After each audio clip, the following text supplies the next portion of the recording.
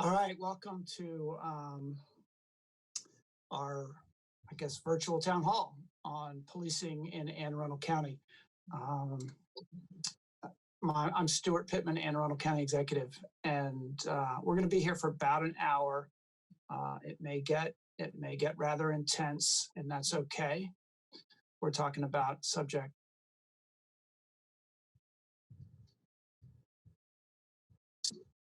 Sorry, I was on mute. Was I? I was on mute. Okay, I'm Stuart Pittman, Anne Arundel County Executive. Sorry about the technology there. And we are here to talk about policing in Anne Arundel County. And I have with me Shalia Brown, who organized a protest just a couple weeks ago in Pasadena in response to the killing of George Floyd and other I don't know, with this Ahmaud Arbery and Breonna Taylor, the list goes on and on. You can tell us when we get to you what the title of your event was and how that all came to be. I also have Jacqueline Alsup, the president of the Anne Arundel County chapter of NAACP. I have Lieutenant Charles Ravenel, who is a lieutenant in the Anne Arundel County Police Department.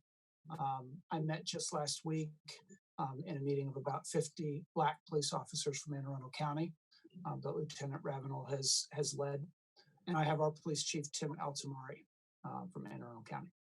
So, and in addition to that, we have a group of people who have signed up to participate in this via Zoom so that they can ask questions or make statements directly rather than most of these events we do. People make their questions and comments online via Facebook and then they're read.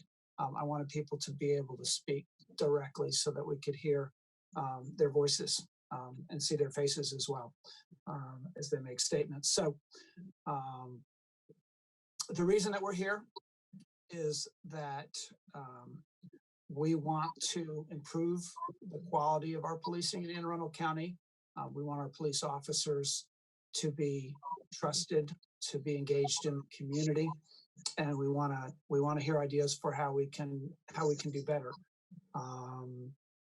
Our police department implemented a lot of the recommendations of the 21st Century Policing Task Force that was set up by President Obama.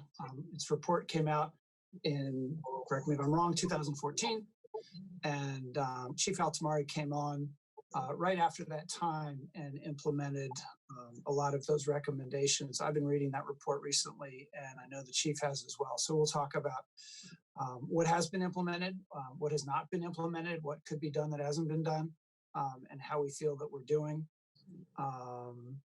But I just want to say that while policing is the topic, it's bigger than that.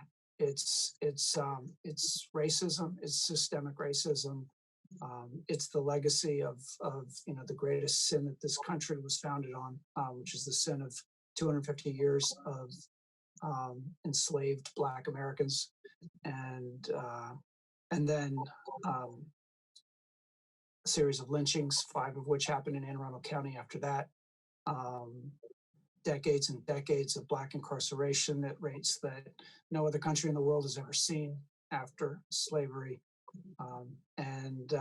So the work that we're doing is going to go deeper than what the police department is doing.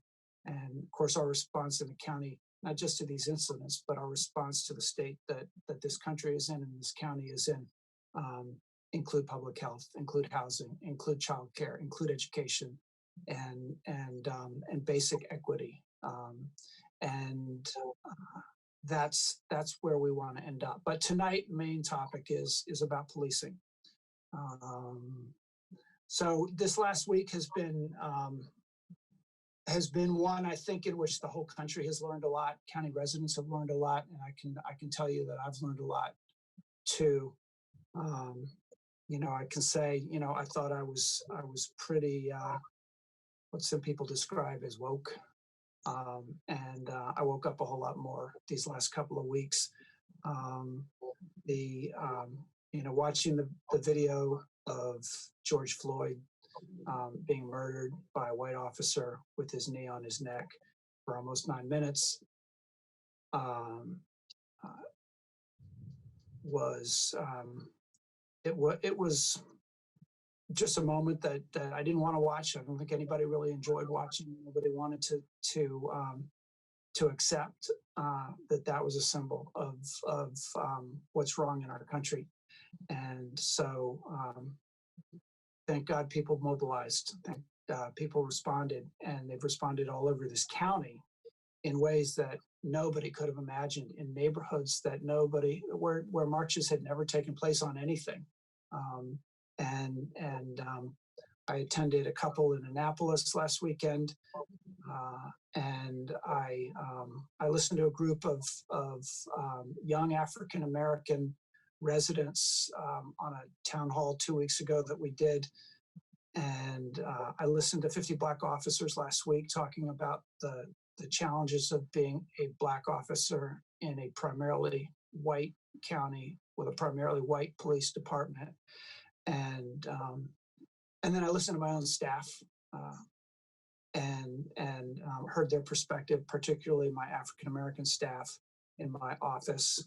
And then last week I read in the paper about a statue that was erected in this county, southern part of this county, just 21 years ago in 1999, honoring a Benjamin Welch Owens in front of a church, a Christian church, put up by a group of very prominent county residents, honoring a guy who was indicted for treason, protested after Lincoln's election, joined the Confederate Army, and was being honored for no reason other than that he fought against his country, and he fought to maintain the institution of slavery. And so I know that church is considering the question of whether to remove the statue that is on their property. I've encouraged them to do so. But it just struck me how even just 20 years ago, it seemed like it was okay to be honoring a person who had committed treason in the name of terrorism, really a crime. So we have a long way to go in this county. We have, I think everybody knows by now that we got body cameras for police officers into our budget. That's a project that is going to be implemented in the coming year. And we can talk about that today, what the guidelines are going to be about that, and how that's going to work, and how that's going to provide a level of transparency that some people have been asking for a very long time. We, I'm sure, are going to talk about de-escalation, fair and impartial policing program that our officers are trained under. When our officers are required to intervene, see the use of excessive force, what the guidelines are on the use of excessive force, how our officers are vetted before they come onto our police department to make sure that they to try to prevent people who have racist beliefs from getting onto our force. And we're going to hear from some of these panelists about all these issues. I'm committed to moving forward with a process. Two of the things that we did not do in the 21st Century Policing Report, one was a comprehensive survey and a listening process to hear what people really thought about their relationship with the police department. So we're going to undertake that. And another is creation of what was called in that a serious incident review board. What we did was a deadly incident review board. And I've talked to the chief about how that could be expanded, and civilian oversight, civilian engagement in the process. And there are a lot of different models for how to do that. And we're looking at all of them, and we're open to conversations about how to move forward so that the residents of this county are more engaged in decisions, important decisions about policing. So with that, too much talk from me. Let's hear from Shalia Brown. Love to hear what led you to ACT, just a couple of weeks ago in your community? Well, I was watching the George Floyd video, when I saw it, I had to obviously look at it maybe twice because, I couldn't believe it. And then at the same time, I was kind of numbed by it in a bad way because I felt like, wow, this is happening again. And not that I pushed it off, of course. It was more like, again. And I watched my last video of people harming the police and the police harming people.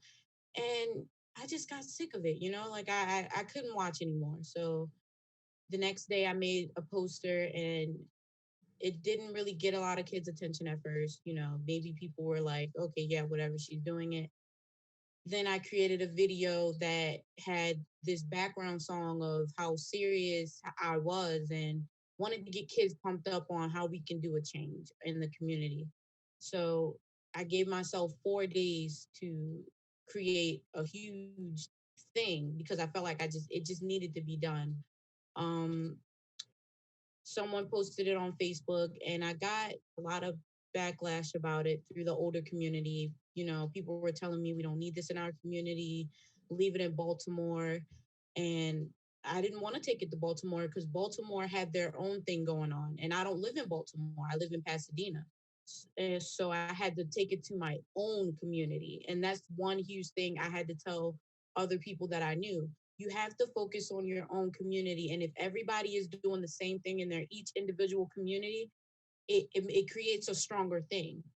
Because, if I had an outsider coming in doing a protest that's not even their zip code and they're bringing outsiders to my community, it's only going to fill the outsiders. It's not going to touch people that I live next to. It's not going to touch the kids that I went to school with.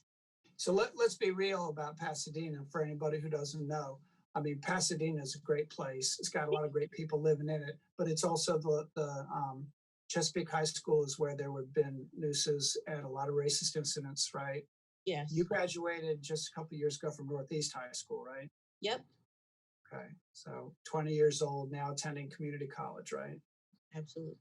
Okay, so and then the other thing that some people about Pasadena, and I mean, I don't like to broadcast this, but I think it should be known the community you were in, that zip code had more hate bias incidents reported to the state police than any other zip code in the state of Maryland. Yeah. Okay, so it's got a reputation. Let's just say it's got a reputation. So you put that up, and you heard what was some of the negative stuff that you heard on social media? I want to be as real as I can, so excuse anybody's ears, but one of the famous ones that I just couldn't believe was, they said, I remember when a coon wouldn't walk past Greenhaven. And me being 20 years old, I've only heard certain racial slurs, which is the ones that are really known. So I had to actually look that word up because I've never been called that and I've never heard it. So, and of course it was an older gentleman, so it came to a point to where they weren't directly threatening me. They were threatening their own neighbors. Like people had their next door neighbors threatening them for supporting what I was trying to do. And, the last thing I want to do is have my own community fighting with each other. My point was to bring people together, no matter if you agree or disagree, you know, understand what's going on and, you know, making a threat to your own neighbors and people you live by won't solve the problem. It will create a problem. And it will be bigger than me just hosting a protest, and it will be harder on our local police force, they'd be spread so thin dealing with all this hate.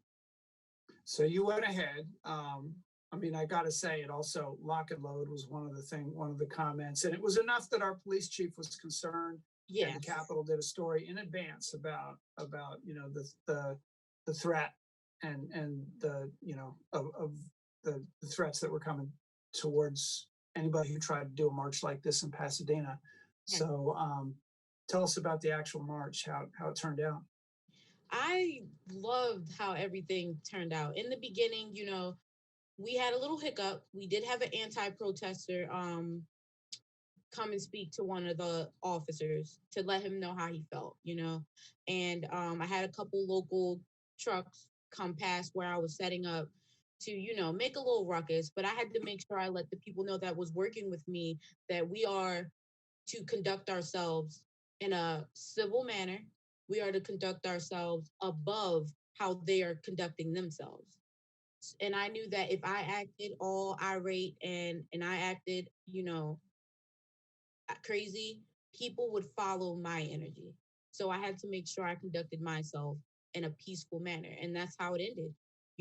I had people from all over coming together.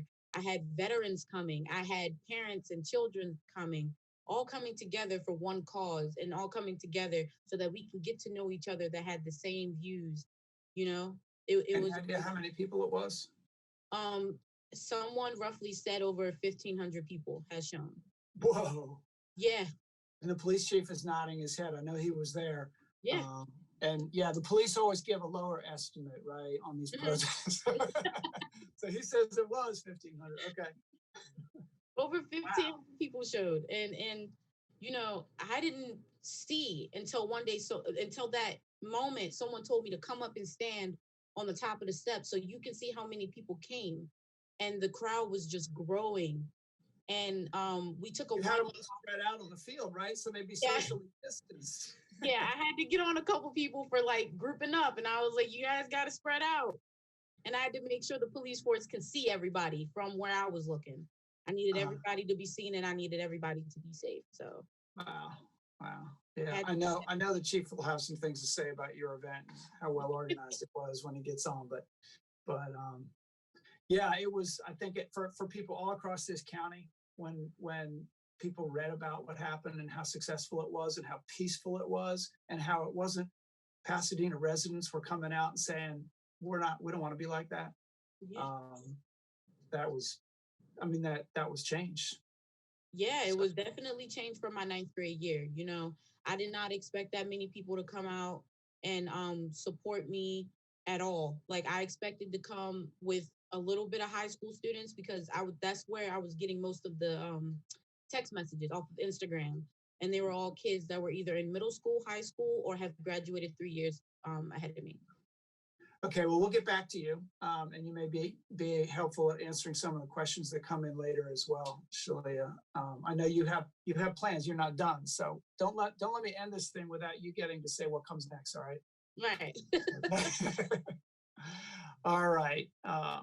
Jackie Alsop, who not only is the president of our county chapter of NAACP, but works in healthcare or has worked in healthcare as a nurse and a teacher of nursing at Anne Arundel Community College, where Shalia takes classes right now in that very topic. She would be teaching you right now if you didn't spend all your time doing this activism stuff. But, Yeah.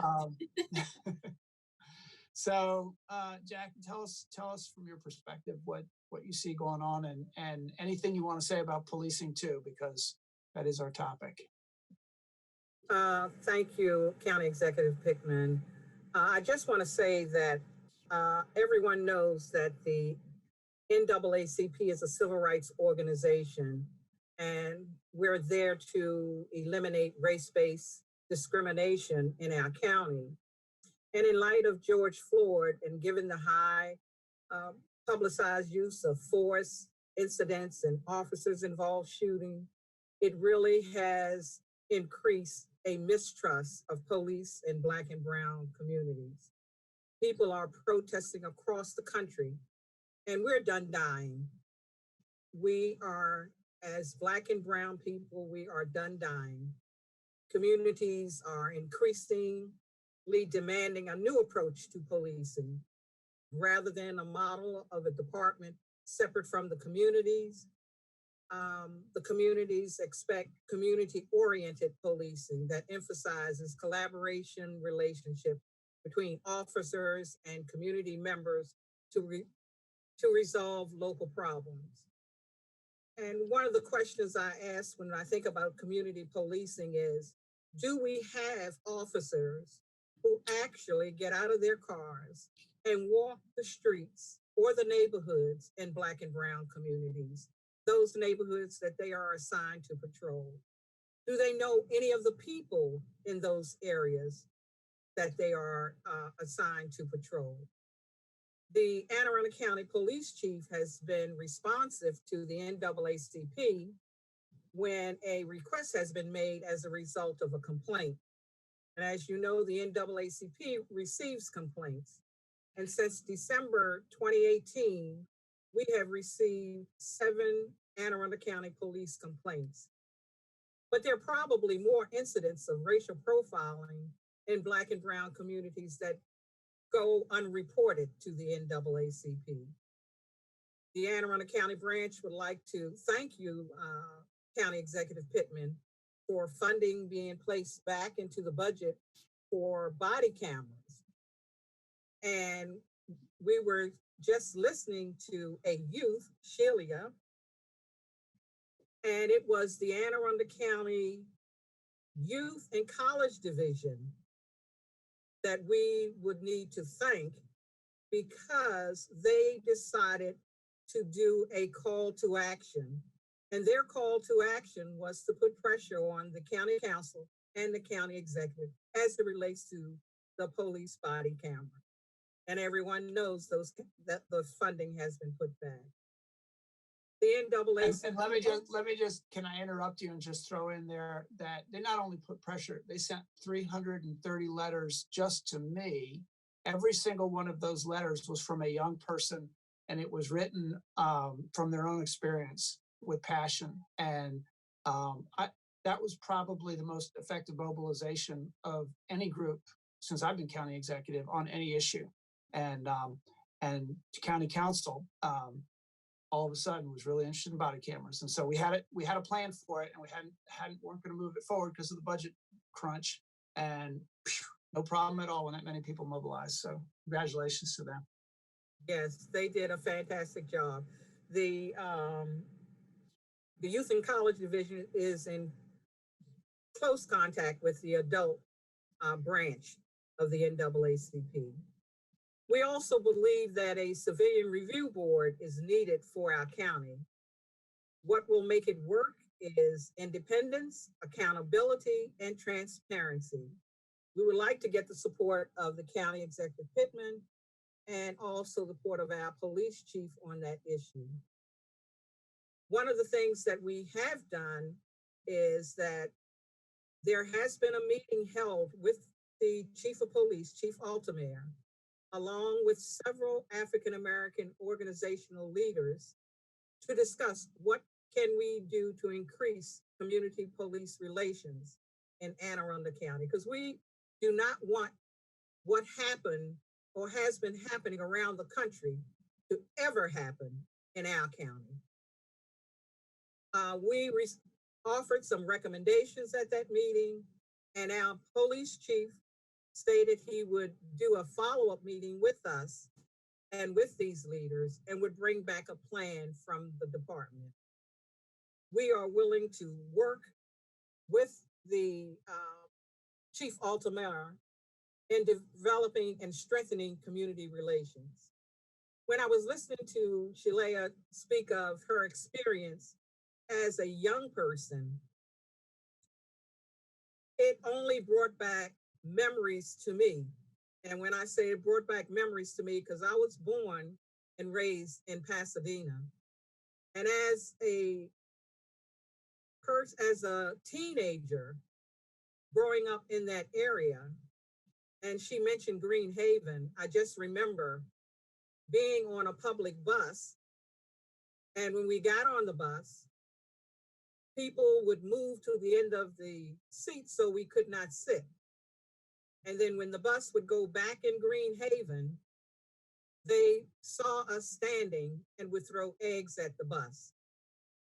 Racism has been alive in Pasadena for a long time, and it's time for it to change. And I do hope that we will see changes occurring in Pasadena. Thank you. And you can be assured that the police department and my staff are all working together, and we'll be in communication with NAACP and other organizations too, as we review all the different reforms that can be implemented, and none of it will be done behind closed doors. So, Lieutenant Ravenel, tell us your story, if you would, about how you got onto the department and what it's like to be a police officer in Anne Arundel County, and particularly to be a Black police officer. And I know that you've heard from a whole lot of other Black officers, and I'd love it if share some of their perspective on policing, if it's any different than white officers. Well, first I'd like to say good evening, Mr. Pittman, and I appreciate you as the county executive taking this opportunity to discuss such a sensitive matter. We can't close our eyes to it. It's something that has to be addressed in the open, because if we choose not to discuss it, it will continue to fester. So I appreciate the opportunity to speak on these issues. I'd also like to applaud the young lady, Shalea. It takes guts to take a stand, to be a leader, to be a community activist. And as most of us know, one of our most recent past presidents started his career as a community activist. So I see a very bright future for you, especially when it's on a topic that people run from. As we all know, several years ago, Colin Kaepernick, when he took a stand by taking a knee, nobody supported him. So it's difficult to be out in the forefront on an issue that nobody else seems to see at the time that you were addressing it. So again, I want to thank you for taking a stand by coordinating the peaceful protest march that was very successful. So I want to thank you for that. Mr. Pittman, just a brief discussion. I'm born and raised in Baltimore City. Came to Anne Arundel County some 30 years ago as a police officer, and I was swayed to come to the county police department by a past officer who's since retired. And it's sad to say that one of my first tidbits of information was that he had a run-in. This was a Black officer who had a run-in with two white Baltimore City detectives who assaulted him on the Beltway, thinking that he was a bad guy, not realizing he was an undercover narcotics detective. So that was my sort of brief introduction into the department after I'd been hired. And also, as an officer, I've had a couple experiences within the agency that spoke volumes. I remember going into our identification unit, which is in the basement of headquarters. And after speaking to a few people who knew me, and again, I had only had maybe a year and a half on the department, I had a white sergeant approach me. I was in plain clothes, asking me who was I and if I could show him identification. Now, I was already in a secured area talking to people who knew me. So therefore, it must have been okay for me to be where I was. However, when I shared this story with others, they said, "Oh yeah, he's done that to me as well." So again, part of addressing this matter has to be addressing it head on. As I've said in the past, racism is the basis for America. We can't run from it. Black folk have been enslaved in America longer than we've been free. So again, it's clear, but it's an unspoken word. So therefore, we have to address it head on. And if racism was the foundation for America, then we must admit that anything that is run by our government has some racism in it, and we have to deal with it head on. And I appreciate you, and I appreciate Chief Altamari for being willing to openly discuss these matters. Again, we can't run from them. Some of the young officers, I co-chair the Black Police Officers Association in Anne Arundel County. And again, this has been a long, hard fight for years and years. You get discouraged. Some of the matters that I still bring to Chief Altamari are matters that I brought to past chiefs going back a number of years, a number of administrations. And again, you get discussed. You get down on, hey, am I ever going to see change? But we continue to struggle and continue to bring these issues forward. In light of what we're currently dealing with the mistreatment of African Americans and others of color, communities of color, we have to confront it. Again, we have to realize that those in uniforms who may do something in California affects those of us in uniform on the East Coast. So we all are in this together. This is a challenging fight that we have to confront, and we can't run from it. Fortunately, what we see differently, what happened in the death, or let me say the killing of Mr. Floyd, is that now we see other cultures, other ethnicities siding to say, hey, we can't run from this anymore. I remember 1992 when the officers who were found not guilty of assaulting Rodney King. I was in narcotics. A white detective asked me why was I not happy that these officers were found not guilty. How could anybody be happy that those officers were not found not guilty? That's the complicity that we see in our profession when we don't stand up to wrong. And if we don't stand up to wrong, then people in communities of color see this as a historical problem that if those of us in the profession won't address, then there's nobody to address it.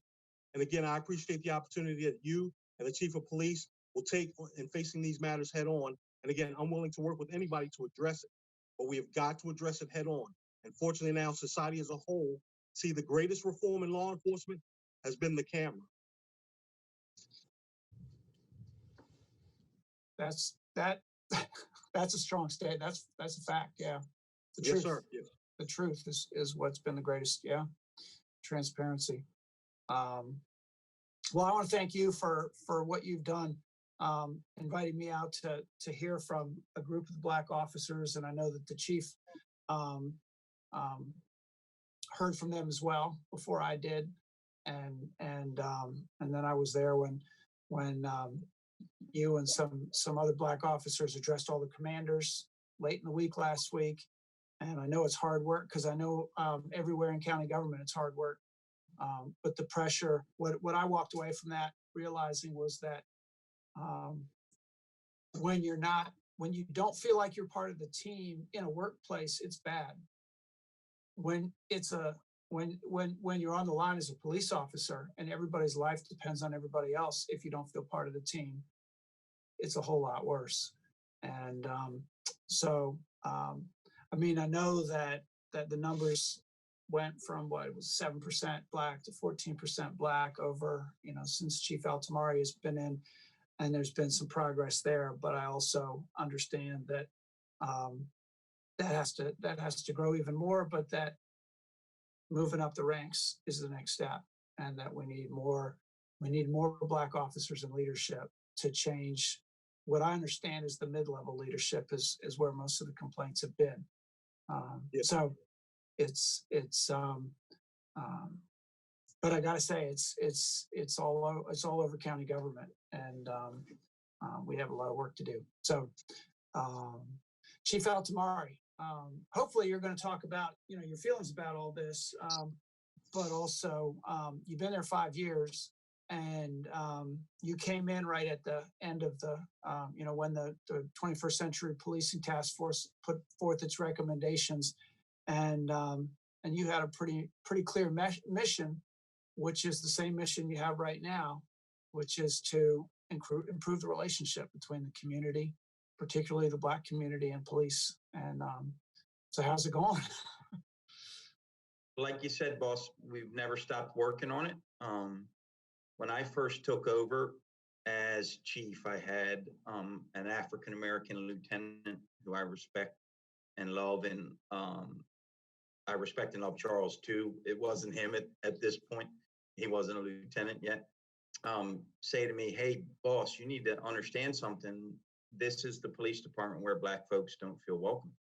And that was like a holy smokes moment for me. You know what I mean?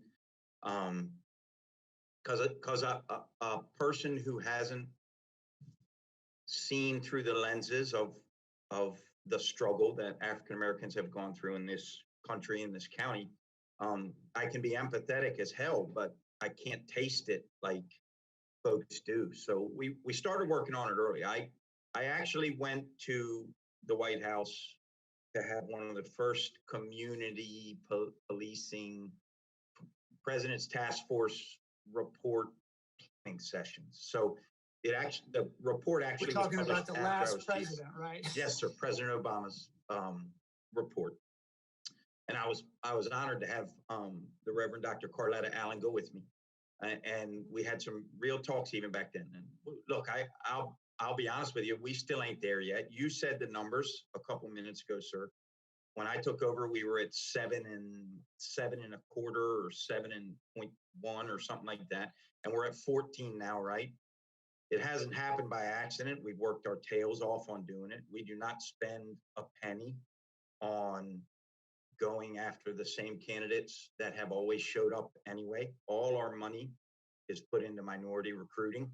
And then the people kind of who look like me are going to apply and show up anyway. So we know that.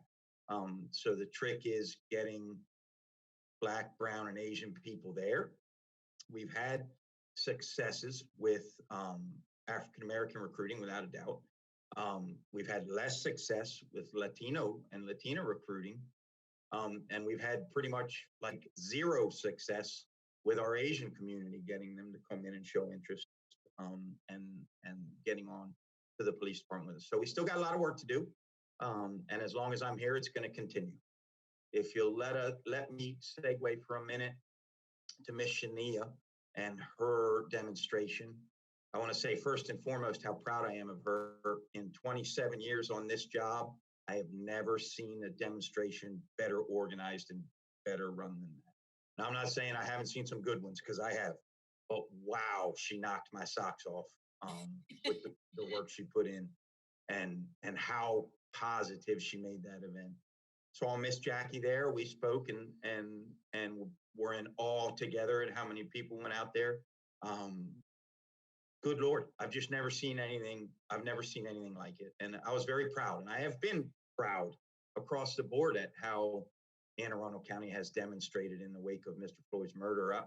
There is absolutely zero question that that atrocity deserves to be protested against to the heavens, right? So I'm thankful, as the guy who's entrusted with people's safety, that we have done it so positively, putting the message out there that stuff like that will not be tolerated. Racism will not be tolerated, and cops acting upon racism will not be tolerated. But wow, it's been fantastic.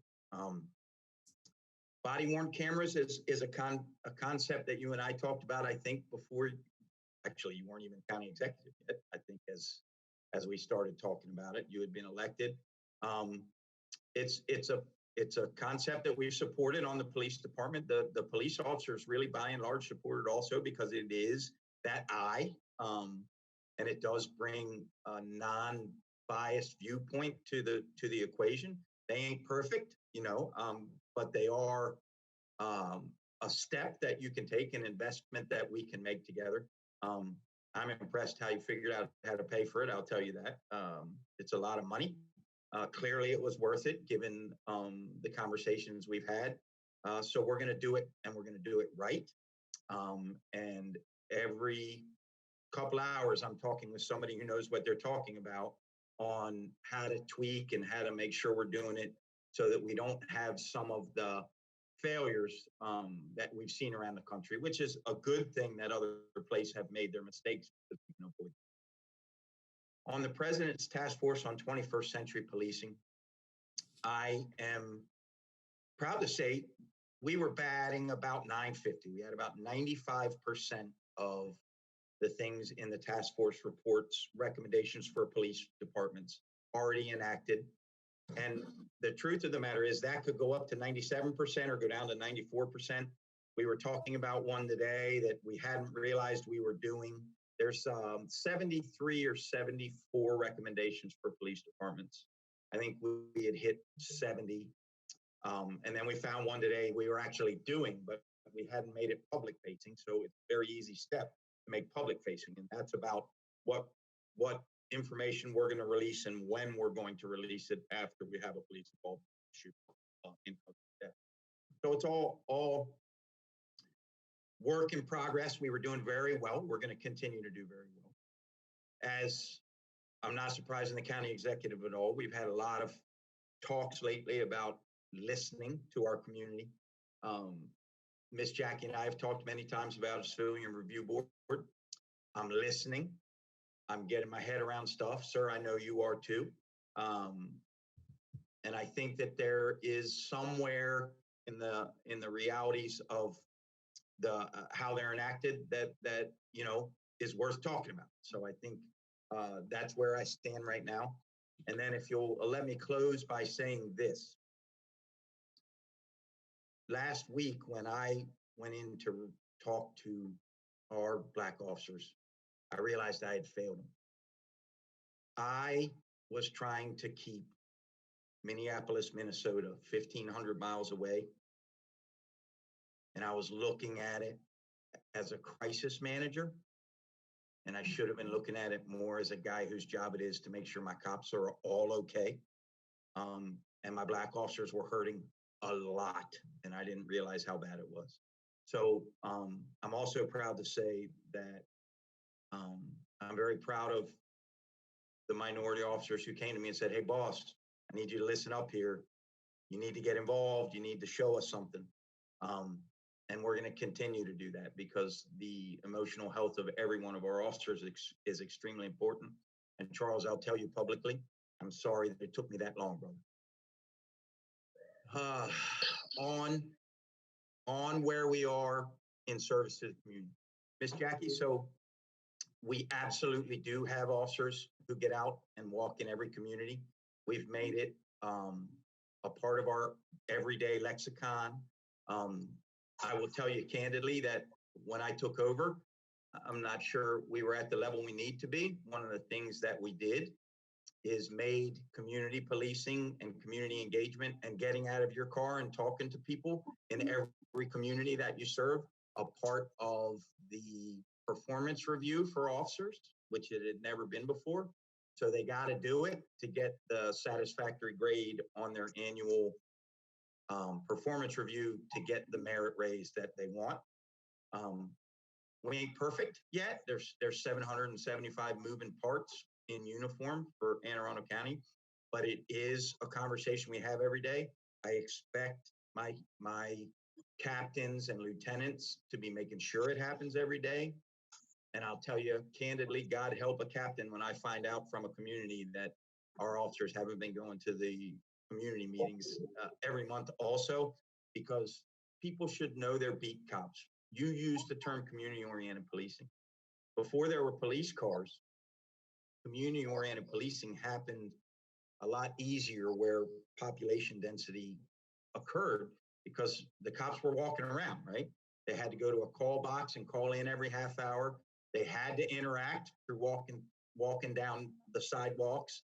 They knew that every neighborhood had Miss Sally who knew exactly what was going on, knew which kid was going to act up tonight, which kid was going to be doing their homework tonight, knew how to tell the police which one we should be looking at when somebody broke into somebody's car or something like that. So that is community policing. I am very proud of how much we have brought that back in the last 5.5 years. And to close on that answer for you, Miss Jackie, because you asked me specifically, they better be doing it. Thank you. Yes, ma'am. All right. So we, this has been really good so far, but we're 45 minutes in. And, you know, we're going to try to wrap this up in an hour, but we might go a little bit over. But let's get some folks who have comments to make or questions or whatever they got. So you raise your hand on Zoom, your Zoom hand, and I think we're going to take them in order, and we'll turn you on, and then you speak up. You can ask a question, you can make a statement. You can direct it to one of us, or you can just leave it to all of us. First up, we have Sophia.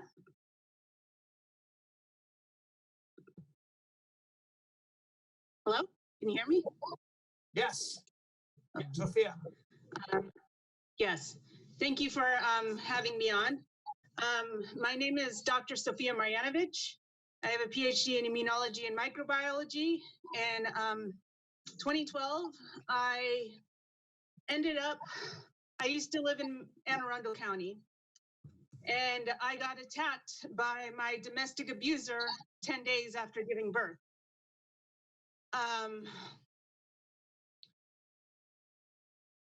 I did the right thing at the time, what I thought was the right thing, and I called the police. However, they told my abuser to leave. They left me at the house with no car. My abuser took my car, and I was terrified. He came back when the police left, and we called the police again. This time it was a female cop, and she recognized the signs of domestic violence, and she escorted me to at least the remaining car that was at the house, let me take it and let me leave, escorted me out to leave. That was the beginning of my horror that I've experienced in Anne Arundel County with the police. I was involved in a divorce that lasted years with my domestic abuser. I had gotten reports that the police, my abuser's own relatives and friends were calling me and concerned that the abuser, the police were going over to my abuser's home and saying they don't believe me that I survived domestic violence, and they're going to do everything they can to support my abuser. And it turned out to be true. In 2016, well, eventually I filed a grievance against one of the police officers. He was taken off our case. He was involved in our custody visitation. He was taken off our case and then eventually put back on. But no one told me why he was put back on our case. He caused a lot of problems. He testified in court against me, claiming that I was the horrible, like he claimed in his 30 years of being an officer in Anne Arundel County that I was the worst thing he had ever seen. I was only handing my baby son to him to take to our abuser and then back again. And I was video recording all of it because I did not trust my domestic abuser in the situation I was in, where domestic abusing cops, mind you, this cop on your force, Freddie Charles, has a domestic violence history. You can go look it up. And he was involved in our case, caused all these problems. I lost custody of my child because of what this officer had testified in court about me, claiming in his 30 years on the police force, I was the worst thing he had ever encountered.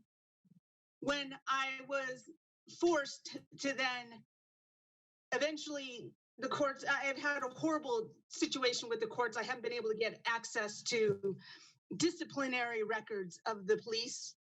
I took that to Maryland General Assembly, and eventually in House Bill 1016 in 2016, we got a provision in that bill where civilians are now allowed to know the outcome of investigations when we file grievances against police officers. Before, it wasn't the case. Well, Officer Freddie Charles then eventually kept coming into court and testifying against me and lying about me. Eventually, I lost custody, full custody of my child to my domestic abuser, my son. That was back in 2014. My son was not even 3 years old. He was not even 3 years old. He was still breastfeeding. He was turned over to our domestic abuser, who had never seen him in the past 6 months by our abuser's own volition. My son was, if you've ever seen that child in Syria where he's shell-shocked, that's what my son looked like when that happened. I've never seen a baby. Thank you for sharing that story. That's painful I'm not done. I'm not even think about. But I would like the chief to be able to at least tell us how a domestic abuse situation like this is supposed to be handled, and what we have set up to deal with these so that things like this don't happen. Yes. So first and foremost, when you're talking about domestic abuse, if we're talking about physical abuse, the state mandates that an officer determine which of intimate partners, and intimate partners is not defined in an old school way. It's defined in a very progressive new school, the way we should be thinking about human beings and giving service. So if you are intimately involved with a person and either ever have lived, do live, have children in common, all of those things, doesn't matter if it is a straight relationship, a gay relationship. We are required when there is an allegation of physical abuse in a intimate relationship to find out who was the primary aggressor and to make an arrest. There is very little leeway there. Will I tell you that I think every cop all the time in every police department gets that right? I cannot say that. I will tell you that I have disciplined several cops for not going the extra mile like we're supposed to on a domestic violence case. We have instituted new procedures in my tenure for that exact thing. We have done audits on domestics for officers that I feel like I saw an alarm bell go off in my head, and I said, let's pull all the domestics for the last year or two on that officer. And we discipline officers for that when it occurs. There is most assuredly, historically, that's a family problem mindset. But there is absolutely no excuse for that to be any cop in 2020's mindset or 2016 or 2012. I was taught in the police academy. I would think that Lieutenant Ravenel may have a couple years on me, but I think he was taught in the police academy the same thing. So if that lady would reach out to me at 410-222-8500, we will be glad to reach back out and discuss things. I don't know anything about the case.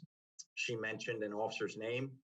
I am not familiar with that officer, and I just searched our database. I don't see that name as one of our current officers, and I don't know it historically. All right. Did you want to add anything to that, Charles, or you? I pretty much agree with what the chief said. I'm not familiar with the case, don't recognize the officer's name. However, I know it's stressed that when we go on calls where there is a domestic violence call, you will take action in removing one party from the house if there's a sign of injury and and you're able to determine who the aggressor is.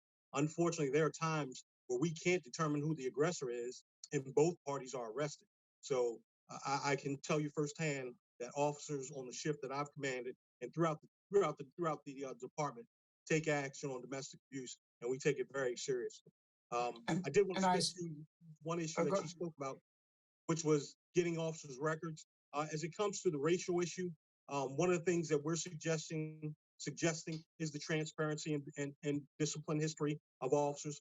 This will make it easier for the chief and other administrations and others in leadership to be able to determine what officers should continue with an agency and should not be allowed to go to another agency and get hired when they show signs of being racial or some bias that they take police action based on their biases. So I think her issue with transparency is extremely important. And I know that's been an issue that a lot of people have raised. And Chief, can you describe what the state program is for the? Is there a program, or is there a program that we need to make better to prevent officers from getting jobs elsewhere after they've been? Historically, we didn't have a program at all. About five, and when the lieutenant and I were young cops, we saw cops skip out of one agency one step ahead of someone forcing them out and go elsewhere. There is a program in this state, the Maryland Police Training Commission, which has changed its name and now added several words to it. But the bottom line is the state commission that regulates policing has a database. When I get rid of a cop, that name goes into the database and what we call red flag. It's every place in the state gets a notice on that if that officer applies there and they go to hire him. And the Maryland Police Training Commission has final authority on, yes, you can certify that officer. No, you cannot certify that officer. The certification does not transfer with the officer after they got in trouble. So we're better now than we used to be. I am of like mind with the Maryland Chiefs of Police. Last year, we did offer to the legislature a middle ground where, as Charles said, if you've got somebody who got shown the door because they were racist, we should be able to talk to the public about that more than we're allowed to now. Okay, good. All right, let's get another question. Next, we'll have Tom.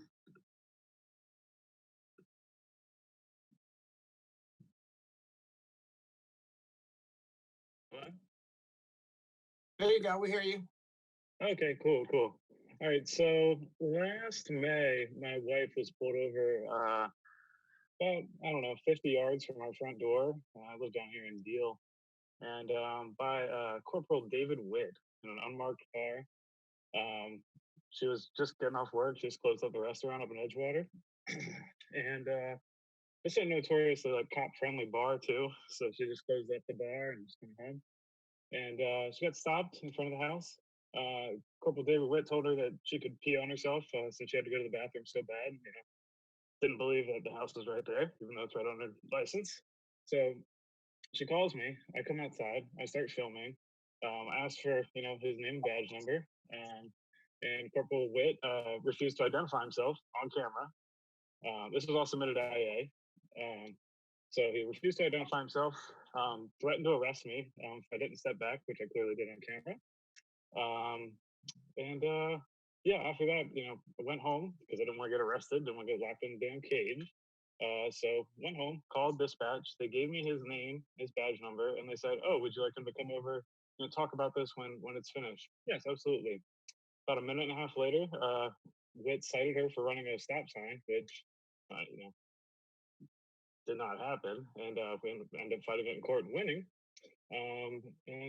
Yeah, so he turned tail and left. So we went to IA. We went up to Veterans Highway. Did interviews like you're supposed to do, quote unquote, in this cold room with these detectives who I'm not sure why they have pistols on them when they're interviewing people for IA or complaints, but they did in this cold room. Both took off work to do this, and then months later, it comes back not sustained. And even the FOIA requests I filed for dash cam and body cam, footage were not responsive, I believe the terminology was. So, that didn't help me in making our case. And even when we went to court, the officer showed up, Witt showed up. This is the top DUI cop in the South County region, by the way. So you should know his name for sure. And he showed up and then left the courtroom right before the judge was seated. He gave us a shit-eating grin and then walked out of the room. And then, so we had to sit there about 3 hours until the judge called my wife's name and, was like, "Oh, your officer's not here. You're free to go. Charges dismissed. Charged for running a stop sign, $90. Took off work this day. The officer getting paid, doesn't even do his job and, testify to what he cited her for." So, that was extremely frustrating. And, it's kind of, just destroyed trust in the police department. And even beyond that, we got some reprisal. Like, once we filed that complaint, we were, like, almost run over by an officer when we were walking our dog by a boathouse bar. So I just, there's problems. And even 30% of police officers are... So one of the questions that I had in listening to that story was, what is the process to file a complaint against an officer, and how does it work? Yes, sir.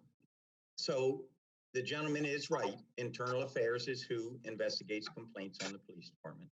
We have on our police website, if you go to AnneArundelCounty.org, and then there is a PD button you can push, which drops you down into the police department website. It is right on the drop-down box on the left side. You don't have to click on anything, but it's right in the list of stuff to make a complaint on an officer. The officers in Internal Affairs are sworn police officers. I am partially familiar with that gentleman's complaint. I would love to see the video. If you had a video, if you're still listening, sir, send it to me. I'll look at it. But another way to make a complaint is to just do it in writing, sir. And then another way is any police station supervisor, if they take a complaint from a citizen, is required to forward it through our software program, which is called Blue Team. It's what tracks complaints. The sergeants put it in the system and forward it to internals. There are several levels of investigation. The investigation that gentleman, I believe, is talking about was in internal affairs. There are minor things that we will send back to a lieutenant or perhaps a sergeant for correction. If you can imagine how many speeding police car complaints I get, those are generally farmed back out to a shift lieutenant or commander or sergeant to handle. If we get the same speeding police car numbered 5 times, internals is going to take it and we're going to step it up a notch. So there's a range of ways that after the complaint is lodged that we will investigate it, but everyone is logged and everyone is investigated. And the way that I explain why we have a range from very minor stuff up to important stuff, like a complaint of racism against a cop is absolutely 100% top of the level, important, serious. It's going to stay in internals every time. If you look at the large world of complaints that come in, we have had complaints like, that officer stole my soul.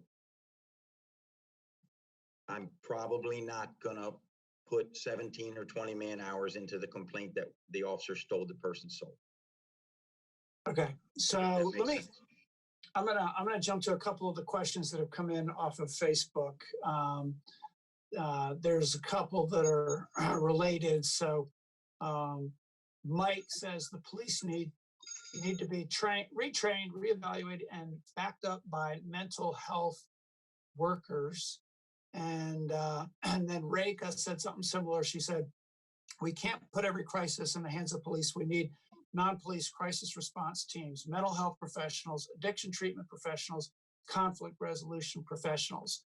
So I guess, do you agree? And what are we doing to get there? And I guess certainly the chief's going to have something to say on this, but Shalia or Jackie, I haven't said anything in a while. Do you have any thoughts on this first? I think it should be a part of the training for police officers to be able to recognize mental health behaviors when they are dealing with the community. Too often, they may not be equipped to de-escalate a person. If they had the skills and the training and received that training in their initial training on how to de-escalate an agitated person, and that agitated person could have mental issues, or the person could be just agitated because of the situation. Mm-hmm. So knowing how to de-escalate an agitated person should be a part of their original training. And this should be ongoing throughout his career. Do you agree, Shalia? Yes, I agree. I feel like, some cops, sometimes it takes a little bit more paying attention to do when someone is, a little different or becoming a little different. Psych evaluations should be placed on police. From what a couple videos, I haven't had these personal things with the Anne Arundel County Police Department, but from what I see in other videos, when I see cops just act irrationally a little bit too much, to me, that is something that should be looked at and they should get evaluated, most definitely. Okay, so Chief, why don't you tell us what kind of training's provided, what kind of review, what kind of services we have, and then Lieutenant, you might be able to tell us whether it's working. So the news that I think will make everybody happy is the chief and the lieutenant agree with what both ladies said 100%. Anne Arundel County kind of is one of the most progressive jurisdictions in the country for our mental health, emotional health support training. So let's talk about training first. First and foremost, our police academy right now is about 350 hours more than the state requires. Every police officer gets mental health first aid training. It's an entire week's worth of training to make us better at dealing with exactly what Miss Jackie just said. Somebody who's in the throes of an emotional health crisis, who's not acting rationally, not acting like people normally act, or somebody who is experiencing trauma in their life, like their husband or wife just leaving them because they lost a job.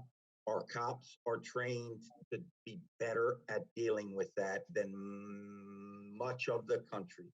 About 22% of our officers, 22 to 25% is exactly the percentage that the crisis intervention model in the country recommends, are trained as crisis intervention specialists. So embedded in the patrol shifts, working 24/7, 365. We have very heightened trained officers. That level of training also allows our officers to partner with clinicians from the mobile crisis teams. We have a very robust mobile crisis system in this county. I agree with what Miss Jackie said, that a lot of times this type of problem is thrust upon the police because nobody else answers the phone call at 3 a.m. That's just kind of the way it works.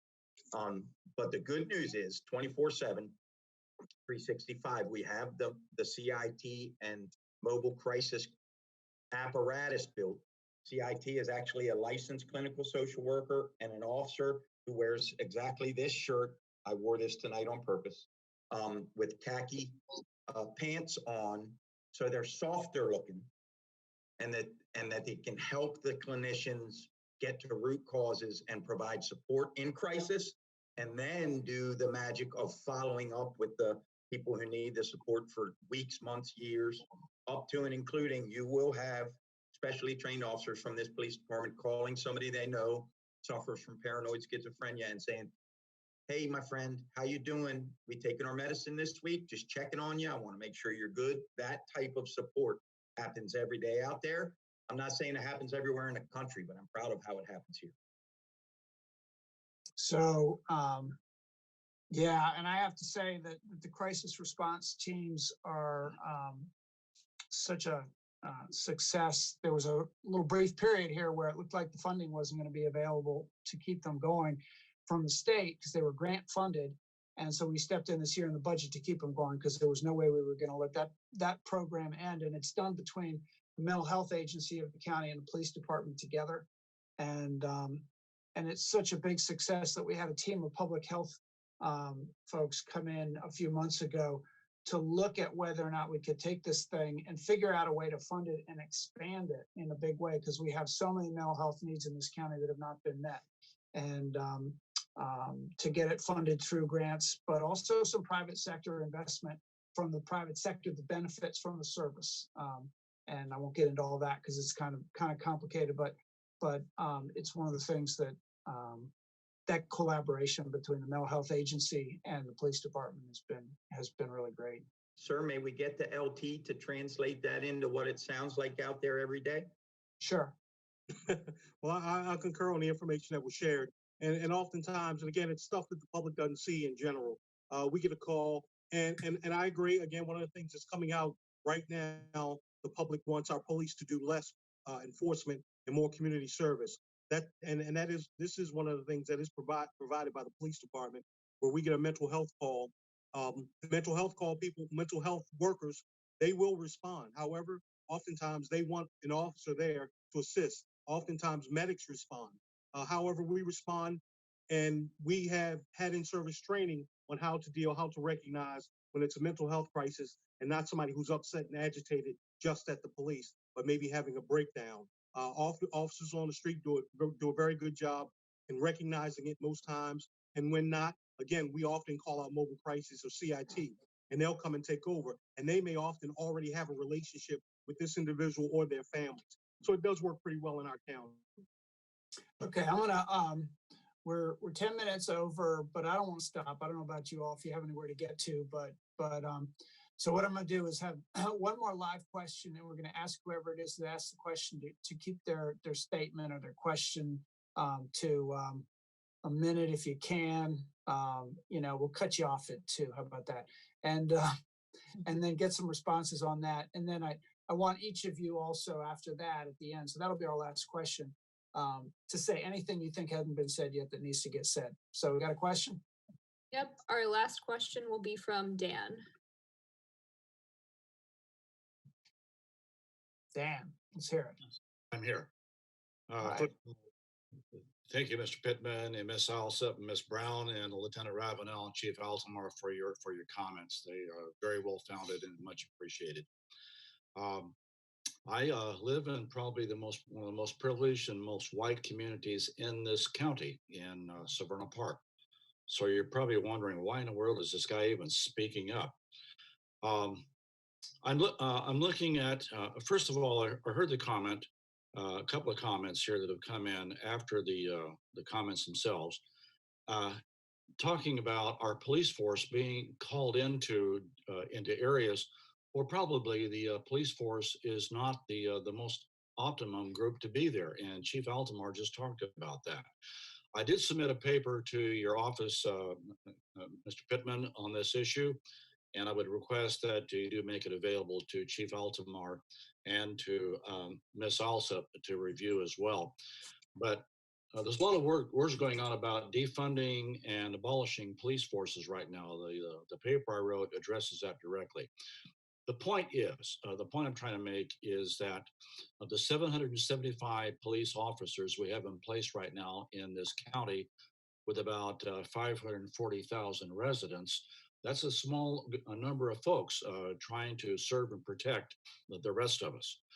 And but we are asking our police force, I believe, to do many things that they're not most optimally equipped to do. Once again, Chief Altamar talked about that with regard to social workers.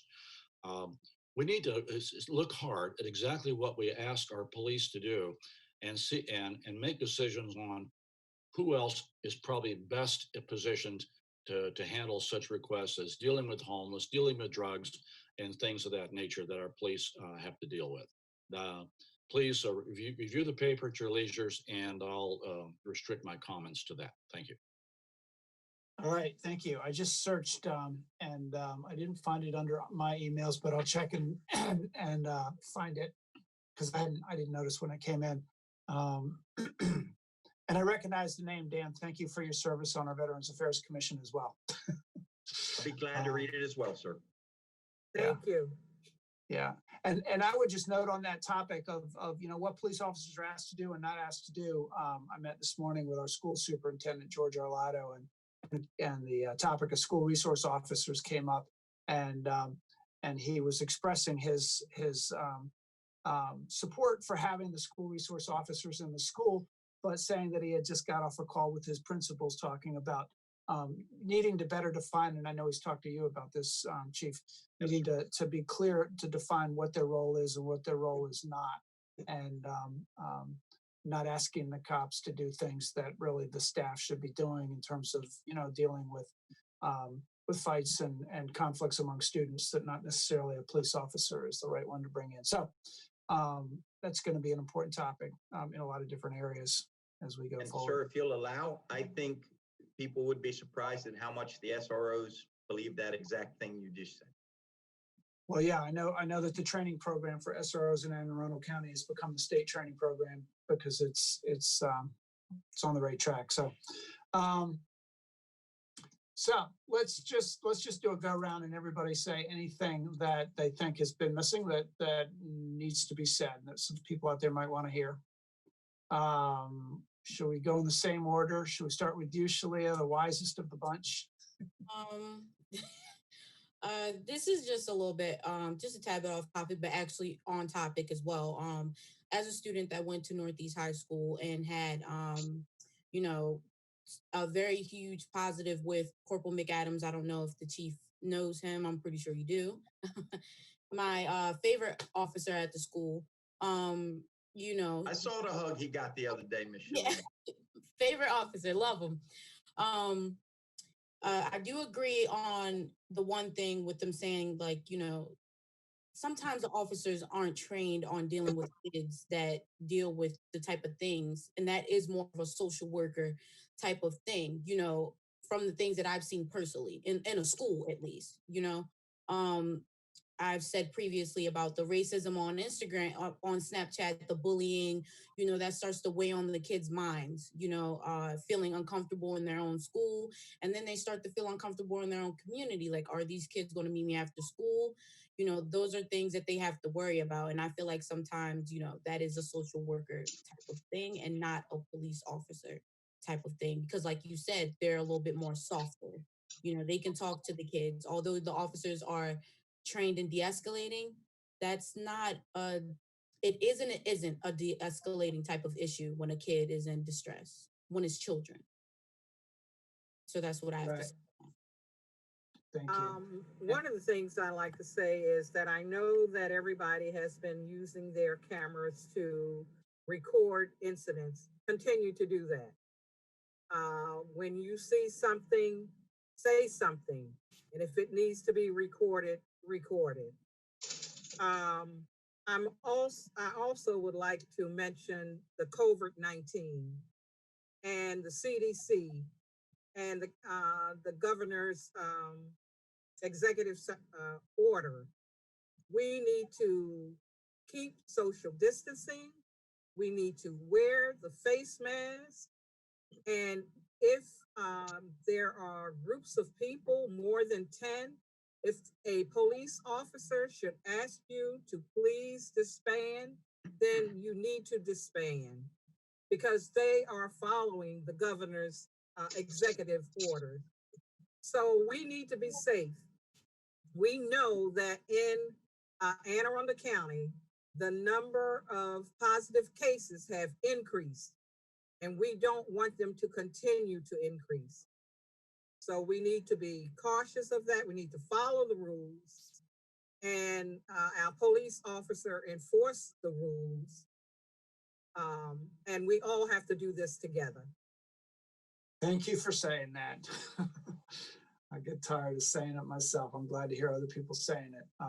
Yeah. The only way we can keep our businesses open is if our residents and the individual people do their part to stop the spread of this virus. Lieutenant. Yes, sir. Again, I appreciate the opportunity. The race matters that we're discussing. One of the things that I ask people is to talk to people of different cultures. Again, we can't run from it. We have to get to know each other. It's more difficult for you to mistreat me if you get to know me.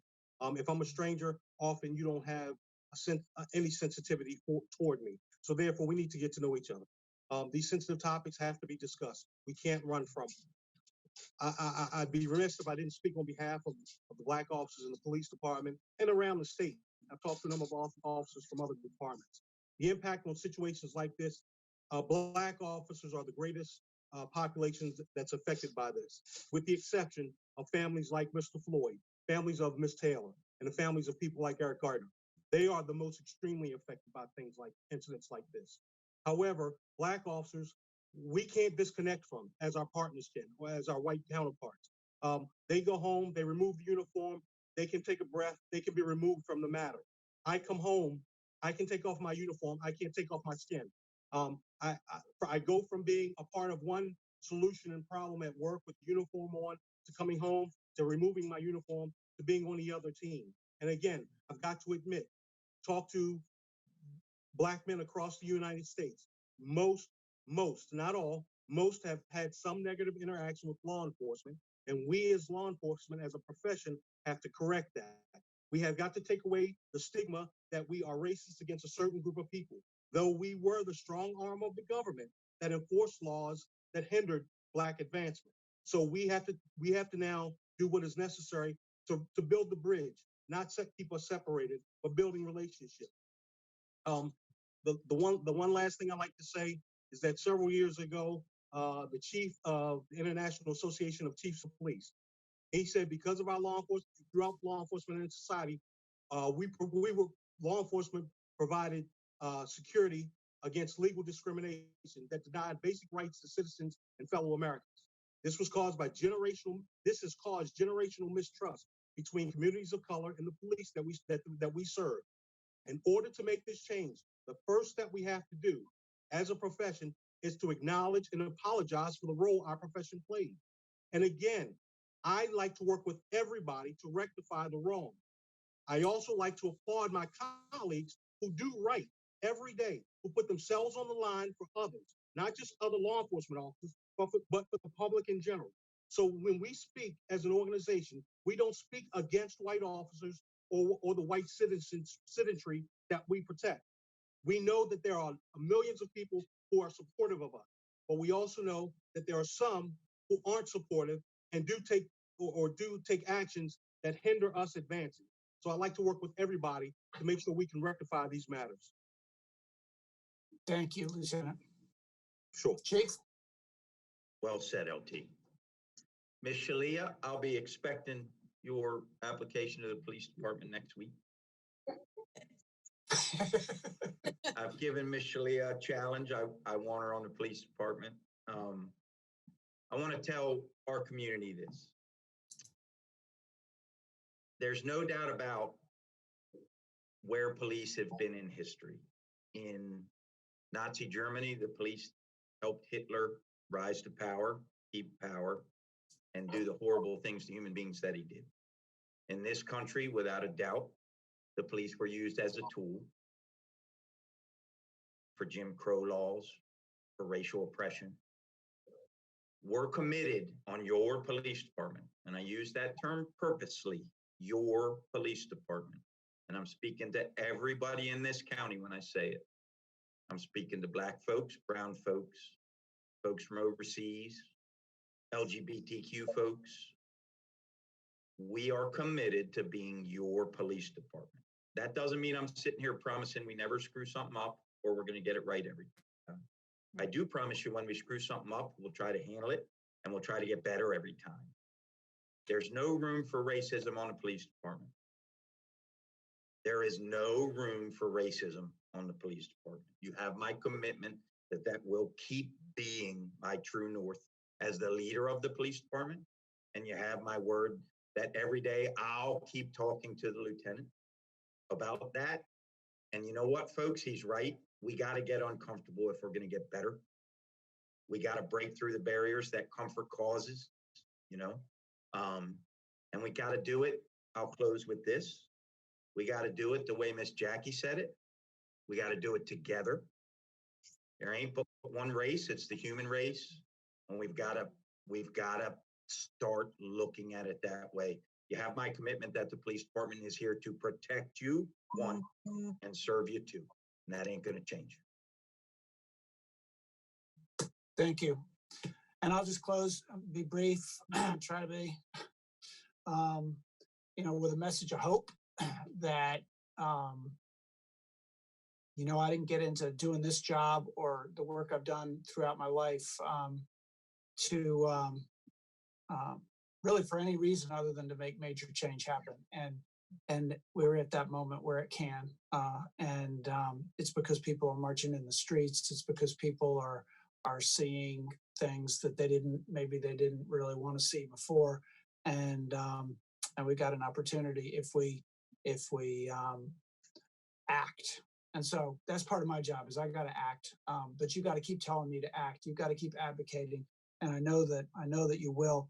I got to say something about the young officers in our department because I get to meet them when they graduate from the academy. And I've talked to some of them, one-on-one, and it gives me hope too, because what they're being trained today in the academy is real different from what they were being trained, 5, 10, 20, 30 years ago. And I really, I've heard stories about officers doing things like getting a call about a guy who shoplifted, right? An old guy who shoplifted, and going and explaining to him that he's not supposed to shoplift, asking him what he stole. He stole a little bit of food because he didn't have any money, and going in and paying the store owner for the food so that the guy could, eat out of his own pocket. And this was an officer who had just graduated from the academy. Another officer I talked to out of the academy said, I just had no idea that being a police officer would give me so many opportunities to help people, and having people thank me for my service and having some kid hug me. you know, this guy was just overwhelmed, thanking me. He said, I'd do this job even if I didn't get paid. I didn't quite believe that part, but yeah, you want to know his name right now. I really do think people are coming out of the academy with a different view of it. And so we're doing some things right. But we got to finish the job. We got to get rid of the ones that don't get it, you know, that shouldn't be there. And we got to be tough about that. And we've got to let the citizens see what's going on, have some transparency. The last thing I want to say is that we made a little mistake tonight. We scheduled this at the same time that the school system was scheduling something that might have even been more important than this. I hate to tell you that, but it was Let's Talk Justice. It was all kids, all youth, it's on Anne Arundel community public schools Facebook page and website. I'm sure at this point maybe they're not done yet, but please watch it. I'm going to watch it after this. It's a panel, all youth. There's not a single adult on it, I'm told, not even the superintendent. It's all youth talking about racial justice. So that's, I think, that's what we all got to listen to, because I think some of the young people get it a lot better than some of us old people. So thank you, everybody, for listening to this, and thank you all for being on the panel. It's great. Thank you, County Executive Pittman. Be safe, all. Thank you, sir.